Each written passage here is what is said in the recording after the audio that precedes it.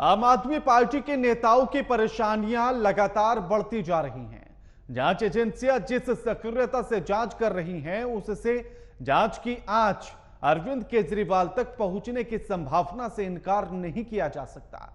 एक के बाद एक जिस तरह से आम आदमी पार्टी के नेता जांच एजेंसियों के घेरे में आते जा रहे हैं, उससे आप नेताओं को कट्टर ईमानदार वाली छवि टूटने का डर भी सताने लगा है। नमस्कार, मैं आपके साथ के राणा, एमवी नेटवर्क देख रहे हैं आप।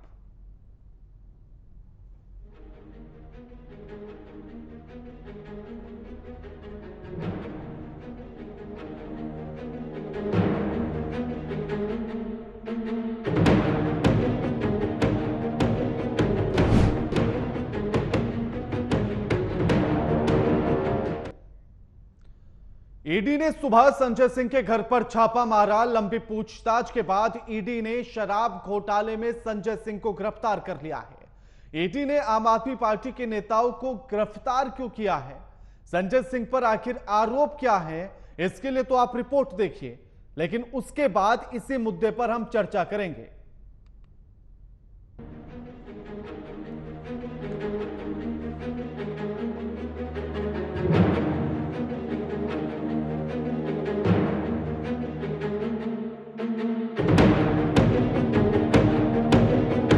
शराब घोटाले मामले में आम आदमी पार्टी के नेता एक के बाद एक ईडी के शिकंजे में फंसते जा रहे हैं। दिल्ली के पूर्व डिप्टी सीएम मनीष सिसोदिया के बाद ईडी का शिकंजा पार्टी के वरिष्ठ नेता संजय सिंह पर कसने लगा है। शराब घोटाले मामले में ईडी ने संजय सिंह के आवास पर छापा मारा।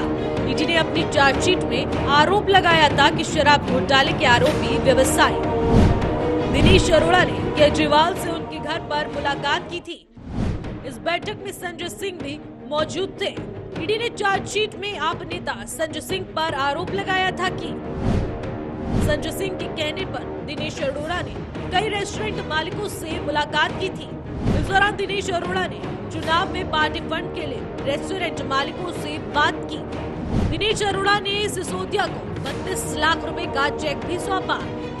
संजय सिंह ने दिनेश अरोड़ा का एक मुद्दा सुलझाया था जो आबकारी विभाग के पास लंबित था। इस साल जनवरी में ईडी ने अपनी चार्जशीट में संजय सिंह का नाम जोड़ा था। इसको लेकर संजय सिंह ने काफी हंगामा मचाया था। इस मुद्दे पर संजय सिंह ने दावा किया कि ईडी ने उनका नाम गलती से जोड़ दिया है, जिस पर प्रतिक्रिया देते हुए ईडी ने कहा था कि चार्जशीट के 4 जगहों पर संजय सिंह का नाम लिखा गया है। इनमें से 3 जगह नाम सही लिखा गया है, सिर्फ एक जगह टाइपिंग में गलती हो गई थी। तो वहीं इस मुद्दे पर सियासत शुरू हो गई है। दिल्ली के सीएम अरविंद केजरीवाल ने ईडी की कार्रवाई को 2024 के लोकसभा चुनाव से जोड़ते हुए कहा है, संजय सिंह के यहाँ कुछ नहीं मिलेगा। अगले चुनाव में हारने के लिए डर है बीजेपी के अंदर, इसीलिए ये कार्रवाई की जा रही है। घोटाला तथाकथित शराब घोटाले का भी पिछले 1 साल से जांच चल रही है, अभी तक तो कुछ मिला नहीं है। तो संजय सिंह के यहाँ भी कुछ नहीं मिलने वाला। बाकी चुनाव आ रहे हैं और 2024 के चुनाव में इन लोगों को लगता है कि ये लोग हारने वाले हैं, तो एक हारते हुए आदमी के आखिरी डेस्परेट कोशिशें नजर आ रही है। ये जो सब चल रहा है, कल पत्रकारों के ऊपर हुआ, आज संजय सिंह के ऊपर हुआ, अभी देखो चुनाव तक कईयों के ऊपर होंगे, हो सकता है आपके ऊपर। तो वहीं बीजेपी कार्यकर्ताओं ने आप कार्यालय के बाहर विरोध प्रदर्शन किया और अरविंद केजरीवाल के इस्तीफे की मांग की। तो वहीं दिल्ली बीजेपी अध्यक्ष वीरेंद्र सचदेवा ने कहा कि इस मामले में सीएम अरविंद केजरीवाल और उनके कट्टर ईमानदार नेताओं के चेहरे बेनकाब होंगे। दिल्ली के शराब घोटाले में आम आदमी पार्टी के सांसद संजय सिंह के यहां आज जांच एजेंसी ने रेड की है। इस शराब घोटाले में अरविंद केजरीवाल और उनके कट्टर ईमानदार सभी नेताओं, इन सबके चेहरे अब बेनकाब हो रहे हैं। हम पहले दिन से कहते आ रहे थे कि दिल्ली की जनता को इन्होंने लूटा है और इस शराब घोटाले की आड़ में करोड़ों रुपए कमाए हैं। इस चार्जशीट में पहले से संजय सिंह का नाम था, लेकिन कल जब इस शराब घोटाले के मुख्य अभियुक्त दिनेश अरोड़ा और वाईएसआर के नेता राघव मंगूटा रेड्डी ने सरकारी गवाह बनने की ठानी, तो उसके बाद से ये तय है कि अरविंद केजरीवाल और उनके सभी साथी जो इस शराब घोटाले में लिप्त हैं, जिन्होंने दिल्ली की जनता को लूटा है। शराब घोटाले में अरविंद केजरीवाल की परेशानी बढ़ती जा रही है। इस मामले में जिस तरह ईडी सक्रिय रूप से काम कर रही है, उससे अरविंद केजरीवाल के सामने अपनी ईमानदारी की छवि टूटने की चिंता सताने लगी है। अगर केजरीवाल की ये छवि टूटती है तो इससे उनको बड़ा राजनीतिक नुकसान होने की संभावना से इनकार नहीं किया जा सकता। Bureau report, AMU network.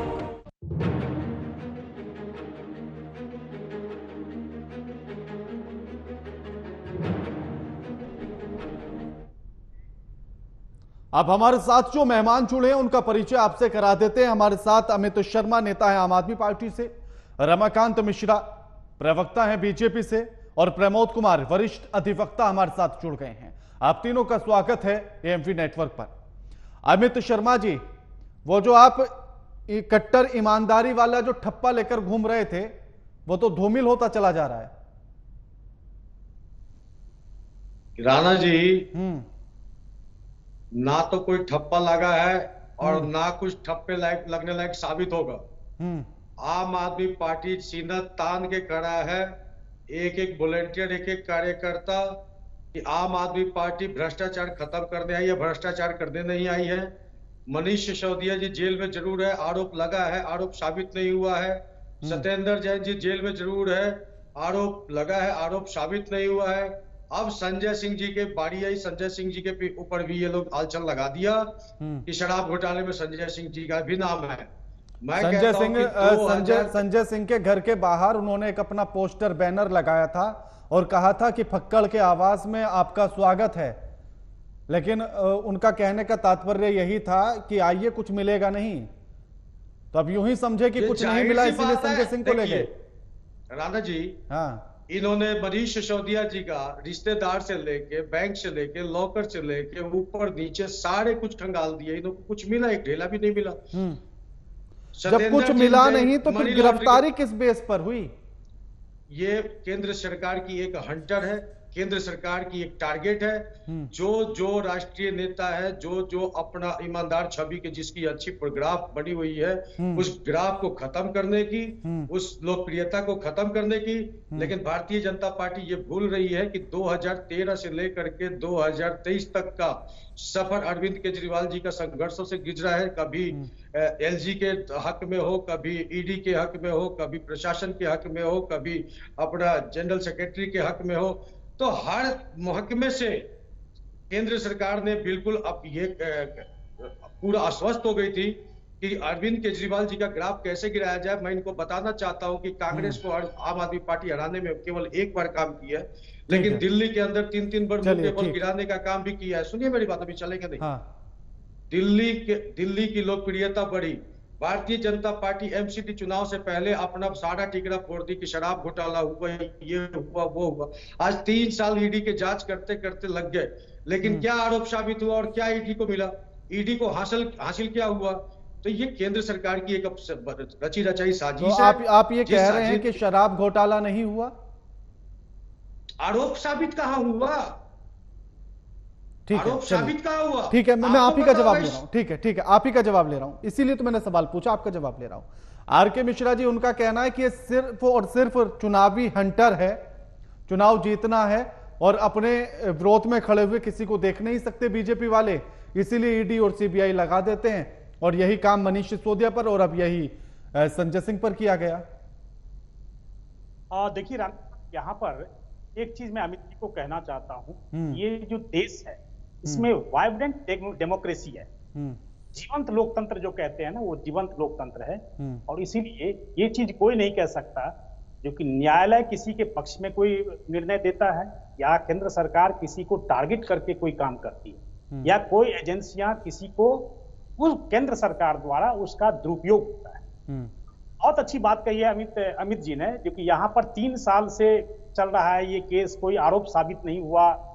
तो क्या कोई एजेंसी इंस्टेंट इसके ऊपर में आरोप साबित कर लेती है, या प्रथम दृष्टिया जब आपके पास साक्ष्य होते हैं तो एजेंसियां उसके ऊपर में कोई कार्रवाई करती है? अब एक चीज बताइए, यहाँ पर ED ने आज संजय सिंह जी को गिरफ्तार किया है, क्या कल कोर्ट में जाकर के उनको जवाब नहीं देना होगा?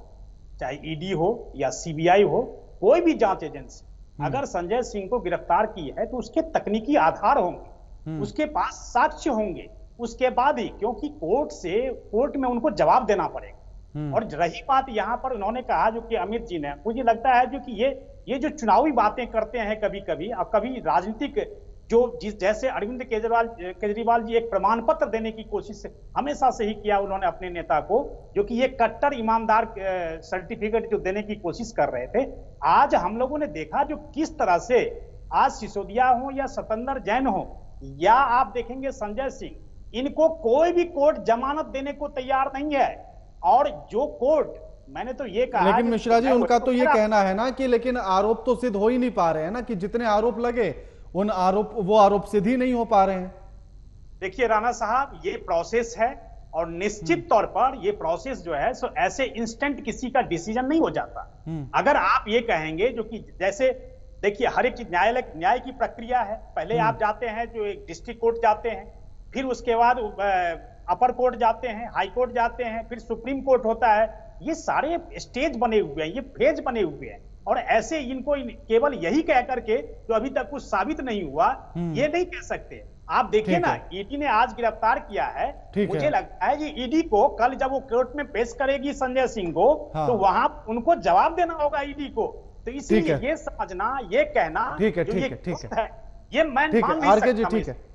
ठीक है। हाँ प्रमोद जी, संजय सिंह की गिरफ्तारी हो गई है और आम आदमी पार्टी की मुश्किलें लगातार बढ़ रही हैं, तो ऐसे में संजय सिंह के पास भी कोई रास्ता बचता है कि वो क्या कर सकते हैं इसमें आगे?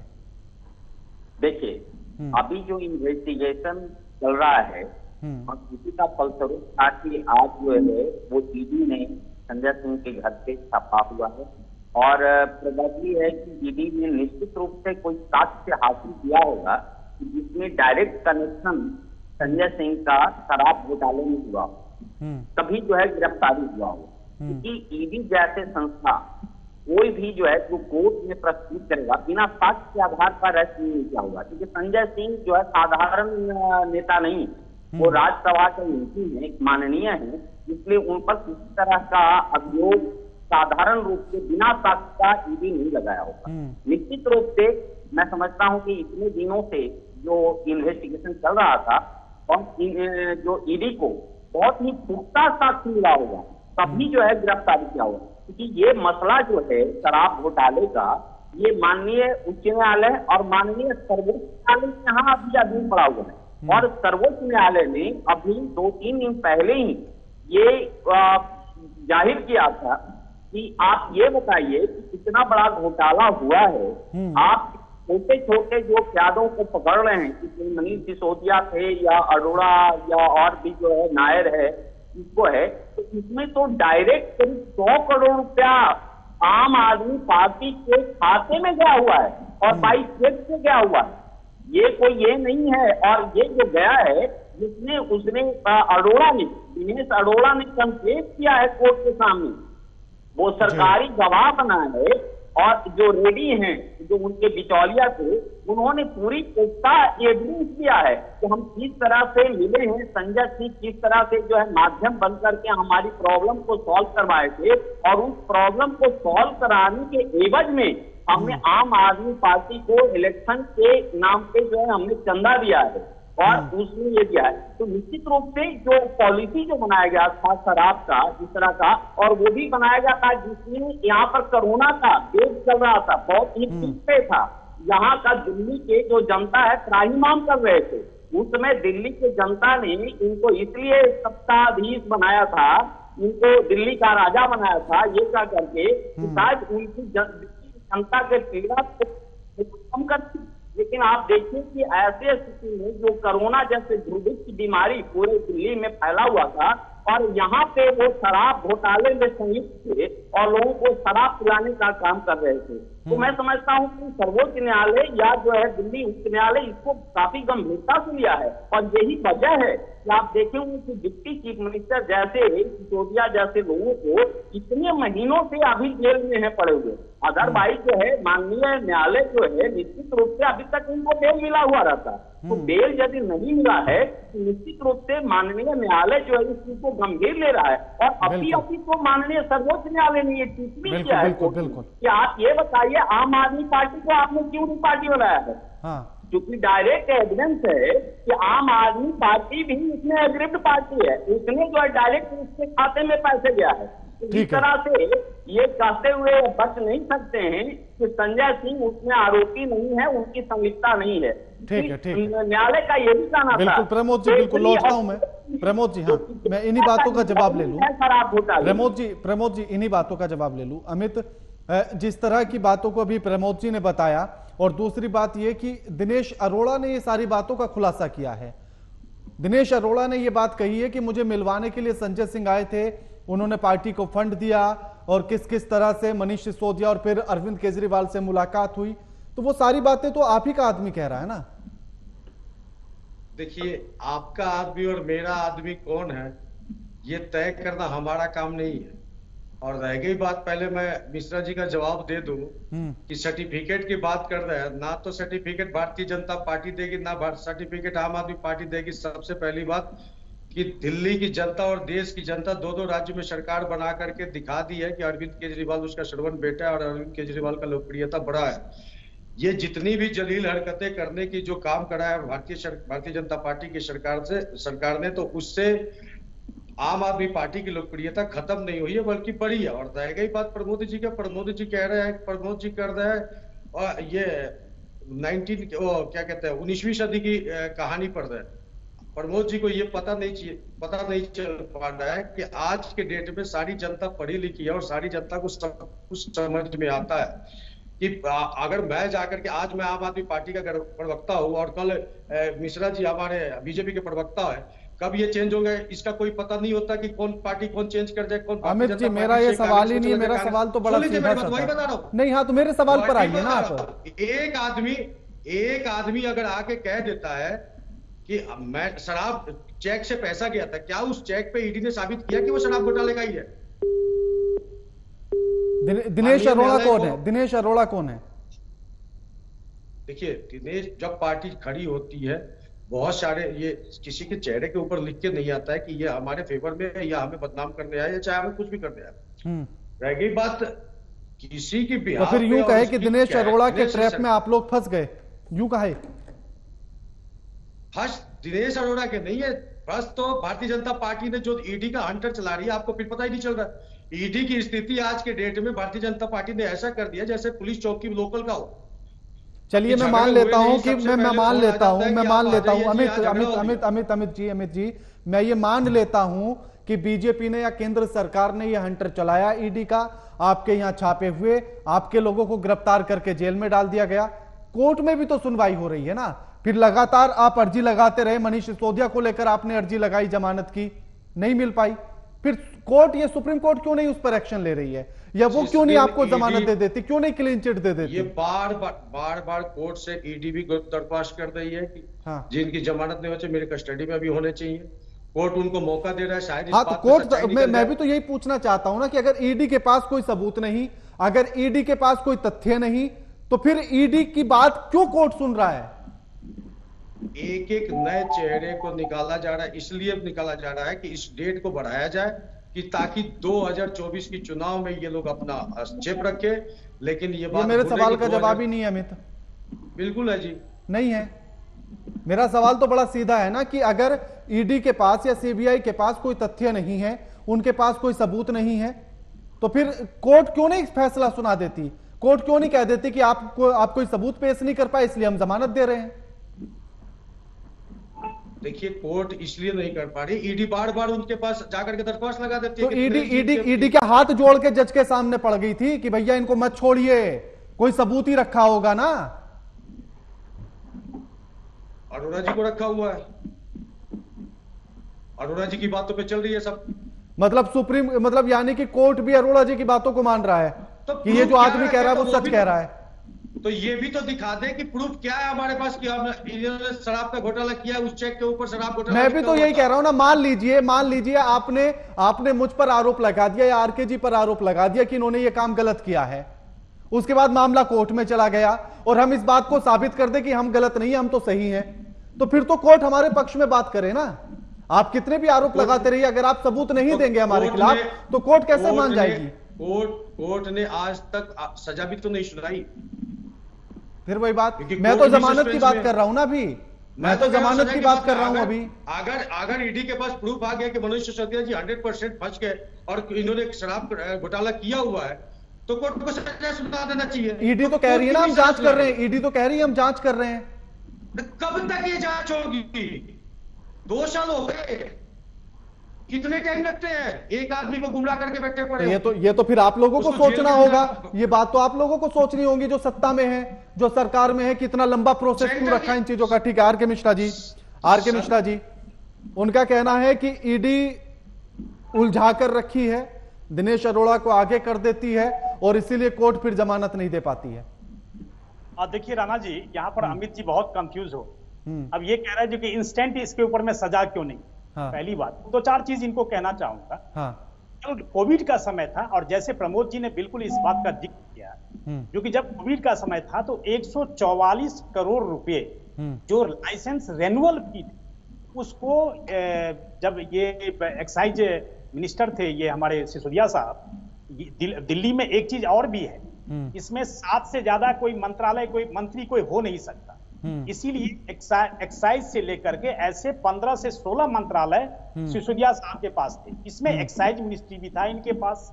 जब 144 करोड़ रुपए रेन्युअल के इन्होंने फी माफ कर दिया, दूसरी बात इन्होंने 2% से उठा करके 12% कमीशन किया। तीसरी बात इन्होंने क्या किया, तो इन्होंने पुरानी पॉलिसी जो थी उसको जब इन्होंने देखा जो कि नई पॉलिसी के ऊपर में काफी हंगामा मचा हुआ है, तो इन्होंने क्या किया, तो फिर पुरानी पॉलिसी लागू कर दी। अगर आपकी नई पॉलिसी सबसे अच्छी थी तो फिर आप पुरानी पॉलिसी को लागू करने का मतलब क्या होता है।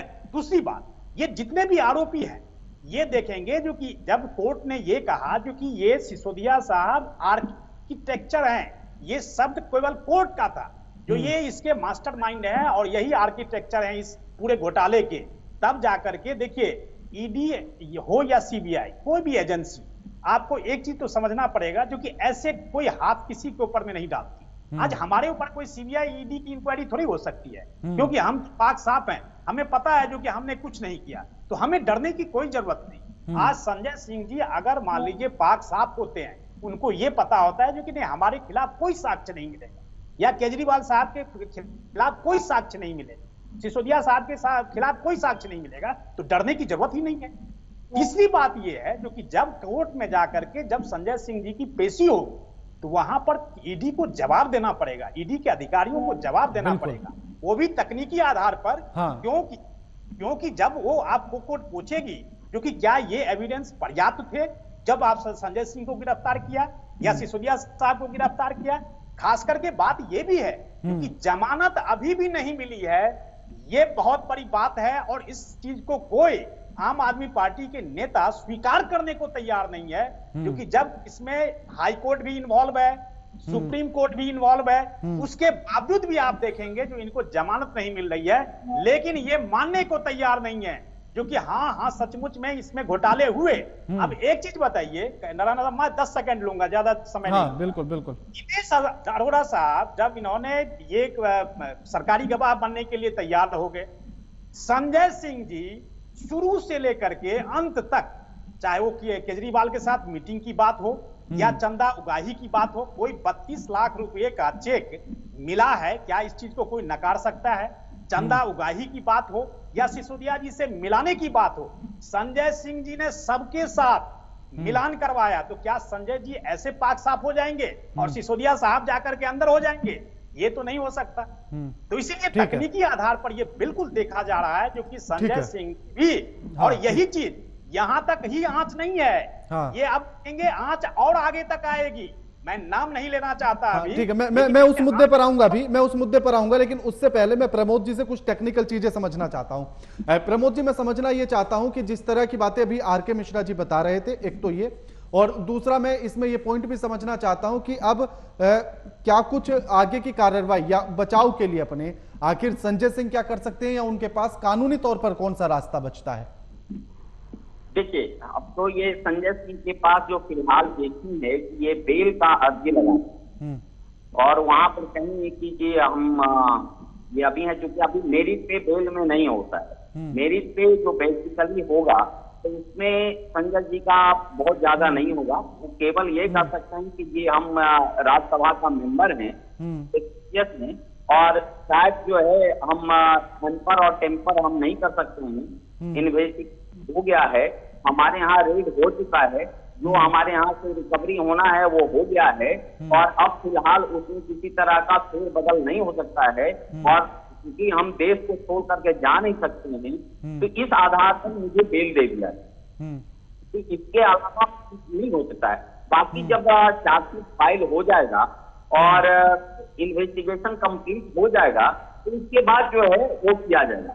लेकिन जो अभी जो फिलहाल है, जिस मौजूदा में है, तो हम समझते हैं कि संजय जी को जिस तरह से सिसोदिया अभी रह रहे हैं जेल के अंदर में, उसी तरह से अब संजय सिंह को भी जो है जेल के अंदर में रहना पड़ेगा। और मैं समझता हूं कि जिस तरह का एलिगेशन सिसोदिया जी पे लगा हुआ था और जो डिफेंस सिसोदिया जी ले रहे हैं अभी कोर्ट में, वही more over defence Sanjay ji के पास है। क्योंकि सिसोदिया जी उसमें किंग पेन थे, सारे जो पॉलिसी बनाने में थे, और जिस तरह से ये बिचौलिए थे अरोड़ा या रेड्डी है और उनको फायदा किया गया था, उसमें सिसोदिया जी का हाथ था। लेकिन सिसोदिया जी से मिलाने वाले जो अरोड़ा हैं या अरोड़ा को मिलाने वाले, उसमें मेन जो है वो संजय सिंह ही थे उसमें। तो ये संजय सिंह को बताना पड़ेगा कि हाँ हम किस तरह से मिलाए हैं, नहीं मिलाए हैं। तो अब मैं समझता हूं कि फिलहाल वो इन्वेस्टिगेशन तो अपनी रफ्तार से ईडी करेगी, लेकिन अभी जो है संजय सिंह को जेल में रहना ही होगा। बिल्कुल ठीक, इनके पास ठीक है, और कोई उपाय है नहीं। और इसमें क्लियर रूप से है कि अमित ने आज तक जो ये रेड के दौरान जो प्राप्त किया होगा, उस रेड के बाद जो है मुझे नहीं ऐसा लगता है बहुत दूर दूर तक के कि चाहे अभिषेक मनु सिंघवी भी अपनी पूरी ताकत भी लगा देंगे तब भी ये बेल नहीं होंगे, क्योंकि जो बेल होगा वो मेरिट के आधार पर नहीं होता है, और मेरिट फिलहाल इनके पास है नहीं।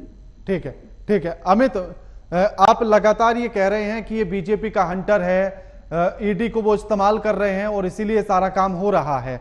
आपकी पार्टी ईमानदार है और स्वच्छ है, लेकिन मेरा सवाल इसमें यह है कि ईडी ने जब जांच करना शुरू किया था और उसने जब अपनी रिपोर्ट सौंपी थी तो उसमें उसने 7 बिंदु गिनाए थे और उसने कहा था कि ये 7 बिंदु हैं जो इस नई शराब नीति पर घोटाले की तरफ इशारा करते हैं और जिन पर जांच करने की जरूरत है, और उसी के आधार पर यह पूरी कार्रवाई चल रही है। मैं 1-2 बिंदु आपको बता भी देता हूं, जिनमें से है कि मनीष सिसोदिया के कहने पर आबकारी विभाग ने एयरपोर्ट L1 बिडर को 30 करोड़ रुपए वापस किए।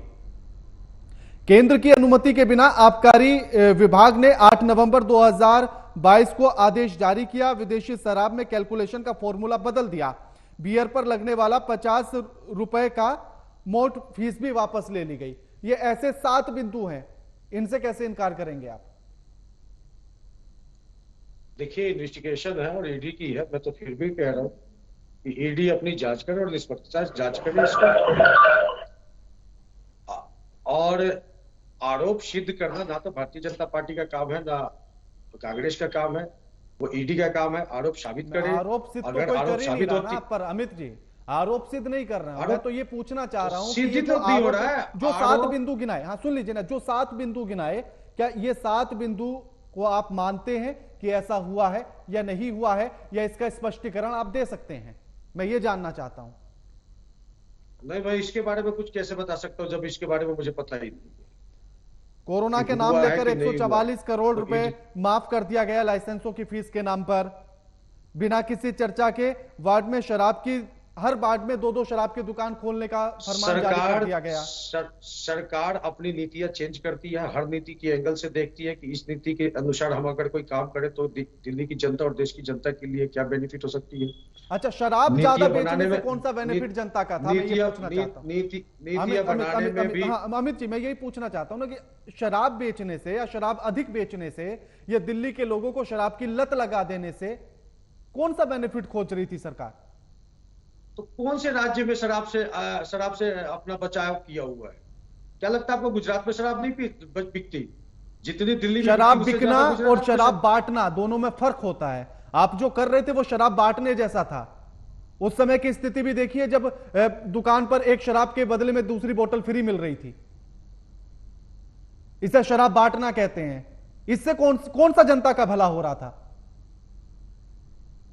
देखिए, नीतियां बनाई गई थी, मैं वही तो नीति बनाई गई थी, इससे तो मैं भी इनकार नहीं कर रहा हूं। इससे ना रमाकांत जी इनकार कर रहे हैं, ना प्रमोद जी इनकार कर रहे हैं। मैं तो ये जानना चाहता हूं ना कि शराब बेचकर कौन सा फायदा जनता के लिए सरकार ढूंढ रही थी? टैक्स रिबेट बढ़ाने के लिए कोई नीतियां बनाई गई थी और उस पर ये अमल नहीं हो पाया। उस पर ये लगा कि ये गलत हो जाएगा, तो फिर उस नीति को चेंज किया गया। फिर पुरानी नीति पे अपनी सरकार तो ये जब विपक्ष ने आवाज उठाई कि ये तो शराब बांट रहे हैं और ये गलत कर रहे हैं, तब समझ में आया कि ये नीति खराब थी? नहीं, रिस्पॉन्स भी आया उसके कि भाई ये नीति गलत हो गई और इसको पुरानी नीति पे रख दिया जाए। तो मतलब ये आप मानते हैं कि जो नई शराब नीति बनी थी वो गलत थी? जी बिल्कुल गलत थी, तभी तो चेंज हुई। अगर एक बात बताइए, कृषि कानून मोदी जी ने बनाया, पूरी देश ने अपना आंदोलन शुरू कर दिया। राजस्थान, यूपी, पंजाब, हरियाणा सारे ने आंदोलन शुरू कर दिया। मोदी जी को भी मानना पड़ा था कि हमने नीतियां जो बनाई है वो गलत है, इसलिए इसको रिटर्न करनी पड़ी। सवाल घुमाने की जरूरत नहीं है अमित, मैं तो बड़े सीधे सवाल पूछता हूं और मेरा मन भी यही रहता है कि जब मैं सीधा सवाल पूछ रहा हूं तो जवाब भी सीधा सीधा आ जाए, ताकि जनता जो सुन रही है, जो देख रही है, उसको भी समझ में आ जाए कि बात कर क्या रहे हैं हम। जब कृषि कानून की बात हुई थी उस समय पर जो मैंने डिबेट्स की थी उसमें भी मैंने मुद्दे से हटने नहीं दिया था, तो यहां भी मैं मुद्दे से हटने नहीं दूंगा। आप मानते हैं कि शराब नीति गलत थी? नहीं, शराब नीति गलत नहीं होती तो फिर रिटर्न कैसे होता? ठीक, बिल्कुल, बहुत अच्छा। रमाकांत जी, अब तो वो इस बात को स्वीकार कर रहे हैं कि शराब नीति जो हमने बनाई थी वो गलत थी। बिल्कुल सही बात है राणा साहब। मैं एक चीज तो यहाँ पर जरूर कहूंगा, जो कि जब सीबीआई की इंक्वायरी, जब एलजी साहब के पास से जब ये हुआ जो कि सीबीआई की इंक्वायरी होगी इस विषय के ऊपर में, तो फिर उन्होंने जो नई पॉलिसी थी इसको वापस लेकर के फिर पुरानी पॉलिसी को लागू कर दिया। हाँ। बात यहाँ पर यह है जो कि अगर आपने इस तरह की पॉलिसी लाई, देखिए रिफॉर्म होता रहता है, मैं ये नहीं कहता हूं जो कि पॉलिसी के अंदर में रिफॉर्म नहीं होना चाहिए, लेकिन रिफॉर्म करने के साथ साथ आप इस तरह का मास्टर माइंड लेकर के, मैं इसके साथ ही, इसी रेफरेंस के साथ मैं एक चीज यहां पर जोड़ना चाहता हूं। जैसे हम लोग अभी शीश महल की बहुत दिनों से, हम लोगों ने 6 महीने से करीब साल भर से ये बातें चल रही, सीबीआई की इंक्वायरी खत्म हो चुकी है, निश्चित तौर पर आप देखेंगे इसके आगे भी अपडेट होगा। 10 करोड़ के ऊपर, ये आपको भी राणा साहब पता होगा और यहां पर प्रमोद जी को भी पता होगा और यहां पैनल में जो बैठे हुए हैं सबको पता होगा, 10 करोड़ से ऊपर का जब बिल होता है तो एलजी साहब की परमिशन लेनी जरूरी होती है, और टेंडर को, वो हो सकता है जो कि टेंडर जिसको मिला हुआ है वो टेंडर कैंसिल भी हो सकता है। इसीलिए उन्होंने क्या किया, इस सब चीज का पूरा ख्याल रखा गया। 9 करोड़ 999 लाख ये ऐसे बिल बनाए गए, तो आप क्या कहेंगे इस चीज को? जब शीला दीक्षित का घर दिया जा रहा था केजरीवाल साहब को, मैं आपको छोटी सी घटना बताता हूं, जब दिया जा रहा था उन्होंने कहा नहीं हमको ऐसा घर नहीं चाहिए, हम तो 2 रूम वाला बेड जो है सो हमें चाहिए, पर हम तो गुजारा किसी तरह से कर लेंगे। लेकिन फिर यहाँ पर 50 करोड़ रुपए की यहाँ पर इस तरह की बातें, जब शीश महल की बातें होने लगती है, तो मुझे लगता है कहीं ना कहीं, देखिए दिल्ली की जनता ने इनको राजनीतिक पटल दिया।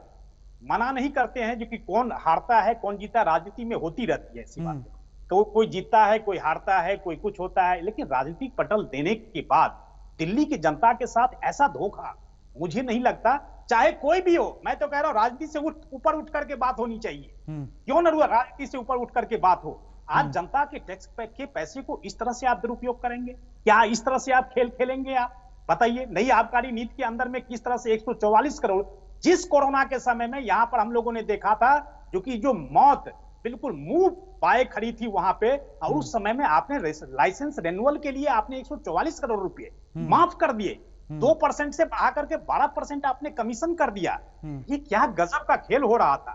और उसमें भी इसके साथ ही इसी रेफरेंस को और जोड़ूंगा, जो कि जब विजिलेंस देखिए, अभी अध्यादेश की बात हो रही थी संसद के अंदर में, और यहाँ पर सपोर्ट की बात हो रही थी, बहुत सारी बातें हो रही थी।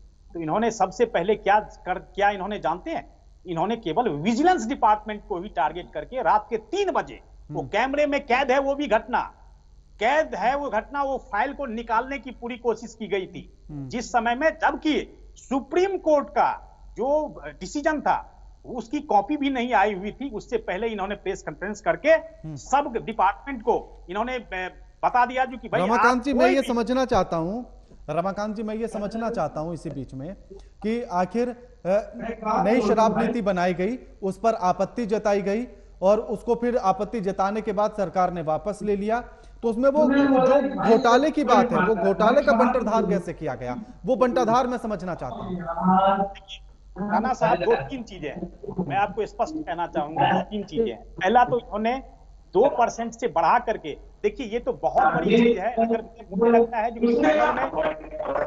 समय है बहुत लंबा समय लग जाएगा। जिस तरह से उन्होंने, देखिए सिसोदिया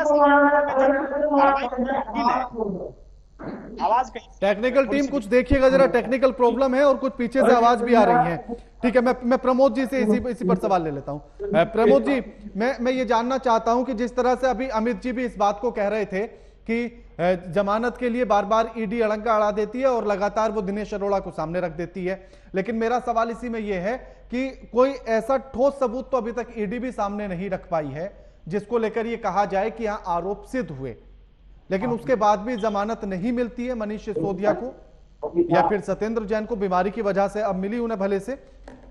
आखिर इसमें जो लगातार ईडी एक बात कहती रही वो ये कि अपनी पावर का इस्तेमाल कर सकते हैं और गवाहों को गुमराह कर सकते हैं, सिर्फ इतनी सी बात पर ही जमानत रुक जाती है। नहीं देखिए, हाँ मतलब मैं इसको क्लियर बात करना चाहता हूं इस पर। राणा साहब मैं बता दूं, केवल ये कहने से केवल कोर्ट ऐसे नहीं रुकती है। निश्चित रूप से कोर्ट के पास ये साक्ष्य है और वो कोर्ट देख रही है कि उनका इन्वॉल्वमेंट है, और बाकी को छोड़ दीजिए ट्रायल कोर्ट या हाई कोर्ट का, ये माननीय सर्वोच्च न्यायालय का टिप्पणी है कि ये बताइए कि इसमें तो पार्टी भी इन्वॉल्व है, आम आदमी पार्टी इन्वॉल्व है, आप आम आदमी को पार्टी को क्यों नहीं पार्टी बना रहे हैं, आप उनको भी मुजरिम बनाइए आप, क्योंकि इसमें तो जो है संहिता जो उच्च न्यायालय में आया हुआ था कि मनीष सिसोदिया का हर स्टेज पे जितने भी शराब घोटाला का पॉलिसी जो शुरू से बातें हुई है उस हर स्टेज में उनकी संलिप्तता है मनीष सिसोदिया को। अब सवाल ये होता है कि मनीष सिसोदिया से अरोड़ा को या आरवी रेड्डी को या एमके नागपाल को जितने भी बिचौलिया थे जिनको की शराब घोटाले में ह्यूज फायदा हुआ, और ऐसे समय में जो दिल्ली में, पूरे हिंदुस्तान में, पूरे वर्ल्ड में पैंडेमिक था, लोग त्राहिमाम थे, और खास करके ये जो दिल्ली के जनता के प्रणेता बन करके आए थे उनको आप उबारने के बजाय उनका शराब में डुबाना आप जो चाह रहे थे, तो ये तो समझिए कि दिल्ली की जनता के साथ आप घोर मजाक किए, उनकी हत्या किए हैं आप पूरी की पूरी को, कि बजाय उसमें आप जो है एक एलियन बन करके आते, आप उनको और शराब में डुबो रहे हैं। देखिए, जैसा कि अभी अमित शर्मा जी जो आम आदमी पार्टी के प्रवक्ता बन के आए हैं, उन्होंने इस चीज को एडमिट किया है कि नहीं, शराब जो घोटाले की नीति है वो गलत थी। इसलिए है ना कि आम आदमी पार्टी ने, जो आम आदमी पार्टी की सरकार ने जो शराब घोटाले को बनाया था, जिसमें लोगों को फायदा करवाया इतना और लोगों को घर में एक के एक बंदे डुबा दिया, लेकिन इनकी बस की बात होती है तो घर में डिलीवरी करवा देते ये, जैसा कि ये कह रहे थे अन्न के लिए कि हम घर घर में डिलीवरी कराएंगे, और इनको एलजी के साथ इसमें बहस हुआ था, तो ये कहते कि नहीं भैया तुमको दुकान पे आने की भी जरूरत नहीं है, हर घर में तुम यहाँ बुक करो मोबाइल से और तुम्हारे घर में डिलीवरी हो जाएगी शराब की, और एक के बदले एक फ्री होगा। तो इस तरह से यहाँ की जनता के साथ घोर मजाक किए हैं, और मजाक ही नहीं किए हैं, उन्होंने यहाँ जो है कुटारा घात किए हैं, कितने घर को बर्बाद किए हैं।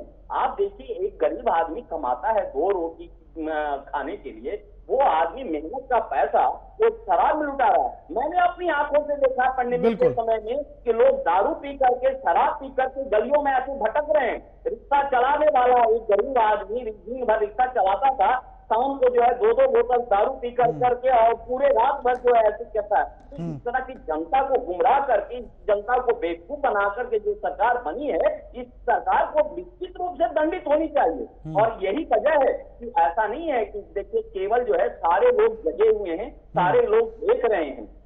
ये सर्वोच्च न्यायालय हो या उच्च न्यायालय हो या न्यायालय भी देख रही है कि अपने आप को प्रणेता बनते थे और उसके बाद जो है इतनी धूर्तता के साथ इन्होंने जो शराब घोटाले का एक पॉलिसी बनाया और केवल पॉलिसी में देखिए सरकार को ह्यूज घाटा हुआ है। उन्होंने माफ कर दिया बहुत सारे जो पहले का पैसा था और उसके बाद में केवल बिचौलिया को एक फायदा देने के लिए कि उसका ह्यूज में यहाँ पर बिके और वो बिकने से जो आमदनी होगा आम आदमी पार्टी की सरकार उसमें चलेगी, पार्टी चलेगी और इस तरह से अपने विस्तारवादी अनेक राज्यों में करते रहेंगे। तो ये समझते हैं कि अपने फायदे के लिए जो इतना बड़ा लोगों को बेवकूफ बनाया है, तो 120B में यदि नहीं होता है, क्योंकि मिलाने में कॉन्स्पिरेसी में तो संजय सिंह का तो हाथ हो ही रहा है।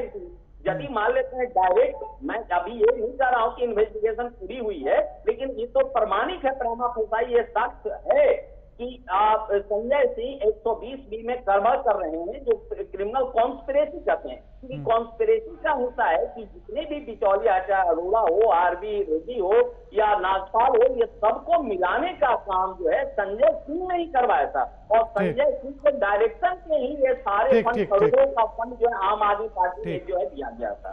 तो निश्चित ये तो अब तो ये जो है होता है ना कि आदमी चोर मौसेरे भाई करता है, तो ये कहेंगे कि हाँ जी हमने ये नहीं किया है, तो ये इनका अपना इलेक्शन का और एक पॉलिटिकल वेंडेटा है। ठीक है प्रमोद जी, लौटता हूँ आप पर। प्रमोद जी नहीं चलती है, जैसे प्रमोद जी लौटता हूँ। प्रमोद जी उसको ले आते हैं तो उसके लाने प्रमोद जी लौटता हूँ। अमित, आपने इस बात को तो स्वीकार लिया है कि ये जो नई शराब नीति बनाई गई थी ये गलत थी, लेकिन अगर सोचिए कि अगर बीजेपी इस पर आवाज ना उठाती, विपक्ष इस पर आवाज ना उठाती, तो फिर तो बहुत गलत हो जाता। नहीं, स्टडी किया जा रहा था, उस पर रिहर्सल भी था कि इसको अपना सरकार की एक नीति थी कि अगर इसको ट्रायल करके देखते हैं, अगर सही से या तो ठीक रहा, अगर नीति गलत हुई तो रिफंडेबल हो जाएगी, कि अपना वापस ले लिया जाएगा। तो और लेकिन ये जो बातें इसी बीच में कही गई कि कोरोना के नाम पर 144 करोड़ माफ कर दिए गए, तो ये फायदा क्यों पहुंचाया जा रहा था कारोबारियों को, वो भी उस समय पर जब पूरी दिल्ली को, वैसे तो दुनिया को ही, लेकिन दिल्ली को उस समय पर, क्योंकि आपकी सरकार दिल्ली में है, तो दिल्ली में बड़ी जरूरत थी पैसे की, हर चीज की, तो ऐसे में क्यों माफ किया जा रहा था? देखिए, पंच के चुनाव में मेजोरिटी की जीत होती है और गलतियां अगर एक सरकार से हुई है उसके ऊपर आरोप भी लगे हैं, लेकिन कितनी आरोप कारगर है, कितनी साबित होगी, कितनी नकारात्मक होगी, वो न्यायालय तय करेंगे। और अपना नहीं, न्यायालय तो तय करेगा ही, वो काम उसका है। मैं तो आपसे तर्क जानना चाहता हूं ना इस बात का। आप भी तो तर्क कुछ रखेंगे ना कि भैया हम गलत नहीं, हम तो ऐसे सही हैं। आप तो सीधा न्यायालय पर सारी बात छोड़ देंगे तो फिर न्यायालय दूसरे की सुनकर फैसला सुना देगा। देखिए, आरोप नीतियों पे नहीं लग रही है, आरोप लग रही है घोटालों पे। आरोप फिर किस पर लग रहे हैं? चलिए आप बताइए, आरोप किस पर लग रहे हैं, वही तर्क तो मैं जानना चाहता हूं। आरोप लग रहे, आरोप लगे अभी घोटालों पे, संजय सिंह, मनीष सिसोदिया की और भी नेता होंगे या नहीं है, तो ये आरोप लगे, साबित नहीं हुए और आरोप की नीतियों में नहीं लगे। नीति बनाती है सरकार, बनाने में गलतियां होती है, उसको वापस भी कर लेती है, ये कोई बड़ी बात नहीं। लेकिन आरोप तो यही लग रहा है ना कि शराब नीति इस हिसाब से बनाई गई कि सारा का सारा, वही तो बता रहा हूं ना, आरोप तो यही लग रहा है कि नीति इस हिसाब से बनाई गई कि कारोबारियों को फायदा पहुंचाया गया, सरकार का घाटा हो रहा है इसमें, जनता को नुकसान हो रहा है इसमें। आरोप तो सीधा यही लगा और उसी के आधार पर घोटाला हुआ, इसी बात का आरोप लगाया आप पर। अमित जी, देखिए, घोटाला तो अभी साबित नहीं हुआ, घोटाला तो साबित नहीं हुआ, बार बार घोटाले का नाम लेकर। मैं भी तो आरोप की ही बात कर रहा हूँ ना, मैं भी तो आरोप की ही बात कर रहा हूँ कि आरोप लगा। भारतीय जनता पार्टी के पास आम आदमी पार्टी को नीचा दिखाने के लिए इससे बड़ा मुद्दा नहीं मिला। तो मुद्दा तो आप ही ने दिया ना बैठे बिठाए, मुद्दा भी तो आप ही ने दिया ना अमित जी, मुद्दा भी तो आप ही ने दिया ना बैठे बिठाए। 2021 से लग रही है, बता रहा हूं मैं, आरोप 2021 से लग रही है और 2021 से एमसीडी की सरकार भी बनी है हमारी। जनता के ऊपर आश्वासन है, अरविंद केजरीवाल के ऊपर विश्वास है, अरविंद केजरीवाल उनके साथ गलत नहीं करेंगे। ठीक है, ठीक है। अगर गलत आर.के. मिश्रा जी, उनका कहना है कि आपको आरोप लगाते रहिए, जीत सच की होती है और एमसीडी का चुनाव भी हम इसी बीच में जीत गए। राणा साहब, एक चीज यहां पर कहना चाहूंगा, पता नहीं आपके पास कितना अभी समय है डिबेट के लिए, मैं नहीं समझ पा रहा हूं। हाँ, नहीं समय है अभी, आप रखिए अपनी बात पूरी। एक चीज कहना चाहता हूं, देखिए मतलब आश्चर्य की बात है, जो आम आदमी पार्टी की सरकार दिल्ली के अंदर में टेंडर जो लेगा वो अपने ऑफिस से अपने पर्सनल मेल आईडी से ड्राफ्ट करके भेजता है टेंडर जो लेगा उसको, और वो कहता है इसमें क्या कमी है वो मुझे बताइए। राणा साहब को पता होगा, देखिए सिसोदिया साहब को ये पता नहीं अभी ये चीज बोलने की बात है या नहीं है, मैं नहीं समझ सकता, लेकिन ये कहां तक ये बात ये है। लेकिन मतलब सिसोदिया साहब के ऊपर में ईडी ने जब कार्रवाई करी तो ऐसे कार्रवाई नहीं करी। उन्होंने टेंडर जिसको लेना था साउथ में, मैं उनका नाम अभी ये हो रहा हूं, मिस हो रहा हूं मैं, तो उनको उन्होंने ड्राफ्ट करके भेजा, जो कि इस ड्राफ्ट में क्या कमी है मुझे बना करके भेजिए। फिर उन्होंने वहां पर करेक्शन किया और फिर सिसोदिया साहब को मेल किया गया, ये भाई ये 2% से बढ़ा करके 12% कीजिए या 2% से बढ़ा करके ये 10% कीजिए, इसमें इस तरह की कमी है, इसमें ये लाइन कमी है। ये पहली बार ऐसा हुआ जब उनके सारे सिस्टम को जब सीज किया गया, तो ऐसे नहीं, ईडी ने इसके ऊपर में 3 महीने 4 महीने पहले से ही कार्रवाई कर रही, और पूरी तरह से पूरा जब साक्ष्य उनके पास आ गया तब जाकर के सिसोदिया साहब का उसके ऊपर में सिसोदिया साहब के ऊपर में कार्रवाई की। तो आर.के. मिश्रा जी, इसको तो ये भी समझ सकते हैं ना कि सरकार मिलजुल कर चल रही है, दूसरे का भी सुझाव मांग रही है, अपना सुझाव सिर्फ थोप नहीं रही है। मैं वही तो चीज कह रहा हूं, जो टेंडर यहाँ पर ये होना बिल्कुल शटडाउन होना चाहिए, एकदम चुपचाप होनी चाहिए। वो जो टेंडर लेगा उससे पूछा जा रहा है भाई ड्राफ्टिंग के अंदर में कोई कमी तो नहीं है, शायद ये आपको भी पता होगा, प्रमोद जी को भी पता होगा इसके बारे में।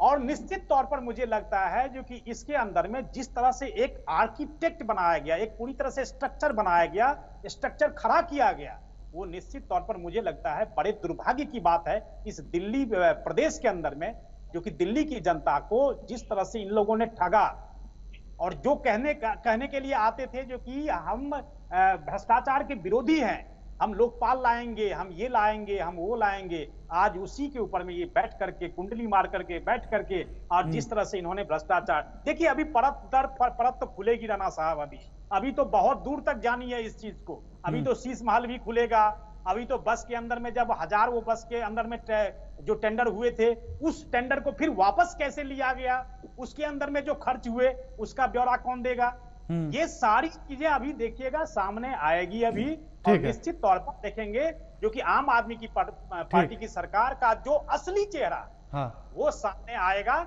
ये जनता बिल्कुल देखेगी। ठीक है प्रमोद जी, अमित जी तो एकदम सरेंडर कर गए और उन्होंने कह दिया कि नीतियां तो गलत थी, इस बात को हम मानते हैं, इसलिए हमने वापस भी ले ली। लेकिन मैं ये समझना चाहता हूं इसी के बीच में कि नीतियां गलत थी, वापस ले ली गई, फिर ये जो पूरा भ्रष्टाचार का आरोप लग रहा है, घोटाले का आरोप लग रहा है, ये कैसे शुरू हुआ और ये कैसे कैसे बटा होगा बीच में, इन चीजों को मैं समझना चाहता हूं कि अगर माफ भी किया गया लाइसेंस फीस के तौर पर जो 144 करोड़ रुपया, वो किसके खाते में गया होगा।